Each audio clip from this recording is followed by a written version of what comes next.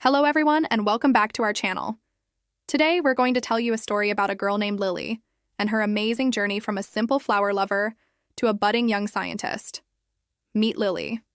She absolutely adored her little collection of flowers. She loved their colors, their shapes, and how they brightened up her room. But there was one thing Lily didn't love at all: science class.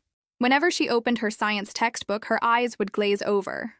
All those diagrams and long words felt so disconnected from the real, living things she cherished. Science is just so boring, she'd sigh, turning back to admire her petunias. What Lily didn't realize yet was that the very secrets her flowers held were waiting to be unlocked by the subject she found so dull. She didn't see that science wasn't just a subject in a book. It was a key to exploring, understanding, and even creating wonderful things. One sunny afternoon, Lily's mother noticed her sighing over her science homework, the book lying forgotten next to a vibrant pot of daisies. "You know," her mother said gently, "the reason your daisies are so happy is all because of science." Lily looked skeptical. "How?" she asked. Her mother smiled and disappeared for a moment, returning with a brand new notebook, a small trowel, and a colorful set of gardening gloves.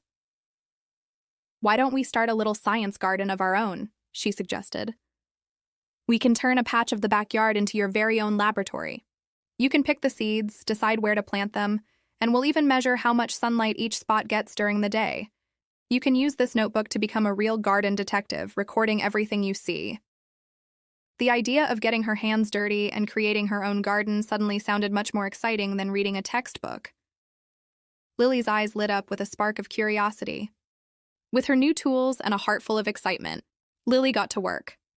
She carefully planted rows of sunflower seeds, marigolds, and even some string beans. Every morning, she would rush outside to check on her seedlings. She measured them with a ruler, carefully sketching their progress in her notebook.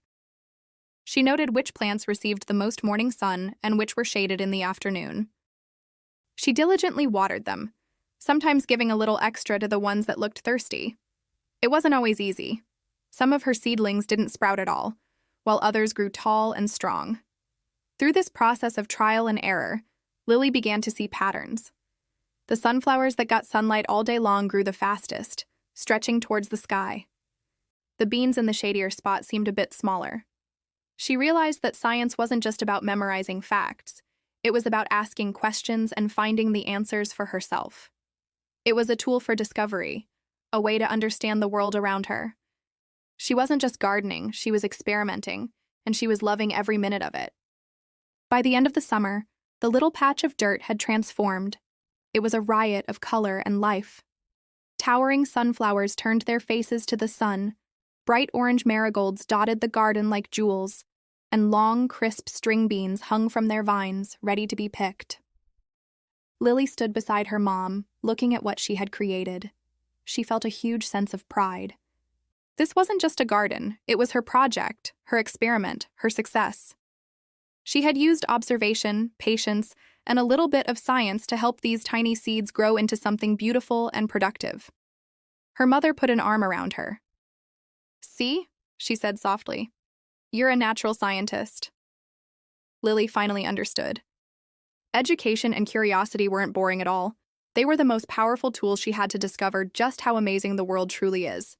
And that's the story of Lily's science garden. It just goes to show that learning can happen anywhere, and sometimes the best classrooms have soil underfoot and the sky overhead. Thank you so much for watching with us today. If you enjoyed Lily's story, please give this video a thumbs up, and don't forget to subscribe to our channel for more inspiring stories. We'll see you in the next video.